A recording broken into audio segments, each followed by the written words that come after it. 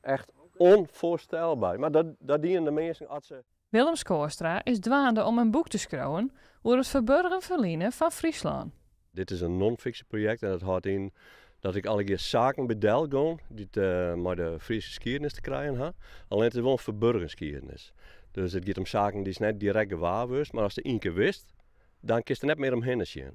En helemaal als de context en het verhaal erachter wist, dan krijg je het zien betjutting. En dat kan van landschapselementen gaan tot hele mysterieuze tekens op toren en gebouwen en stenen die een bepaalde functie hebben in de hele betiede periode van de menselijke geschiedenis. Dus het is een heel breed scala aan zaken die er voorbij komt. Maar een beetje mystiek, een beetje mysterieus, maar vooral nieuwsgierig. Scorestra is dit project begonnen doordat er een zogenaamde napkestien op het spoor kwam. Dat is een stien met een koemke erin. En toen ben ik me daarin verdieping in en dan bleek dus een verhaal wie het fenomeen te wijzen. Die komen haast in alle culturen voor. Maar, en ze hebben sporenonderzoek dingen naar die koemkes. Daar komt dus van alles uit. Daar gaan we, van bloed en sperma tot koorn, psychoactieve kruiden, van alles. Maar ja, dat had dus een hele lange historie. Toen was ik nieuwsgierig. Ik denk van, zonder ik naar meer wijzen van die dingen. Nou, dat bleek dus dat te wijzen. En net alleen die steen, maar er kwam moffersteen bij en er kwam van alles bij. Dus dat roegelen van het een in te horen en dat was dus uiteindelijk dit project. En hoe die napjes steen, dat is deze. Hier zit een gatje in, dit is het napje. Een Nepfjenstein nemen ze dat in Duitsland. Een skalgruber in Scandinavië. En dit soort stenen hadden een functie gewoon in de pre-christelijke tijd.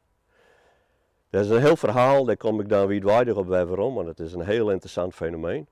Maar hier leidt er dus in van. Hè. Deze steen had je waarschijnlijk een functie gewoon, doet dit een teenplak wie, een cultusplak.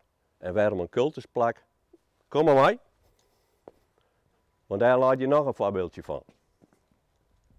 En dat is deze steen. En deze steen is, van zover ik het bestuur, een offersteen. Ik heb verschillende offerstenen ben ik op het spoor kwam. In Tota Frisia, het Midtjooske Friesland. En die hebben alle keer deze slinken.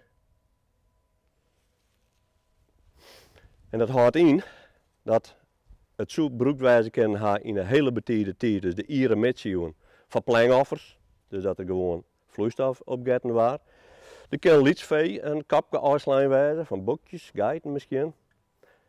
En in een latere fase had het rugspraak op dit plak bloot, maar dat het christendom ontjennen had het kerkenstieter, dan bloot de rugspraak hier, dat er op strafstien gebruikt worden is.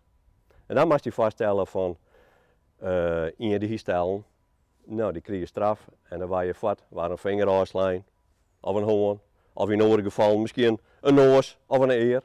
Jonken, dit verhaal zullen er nog een soort oren in het boek beduiden, dat tak om hier uitkomen zal.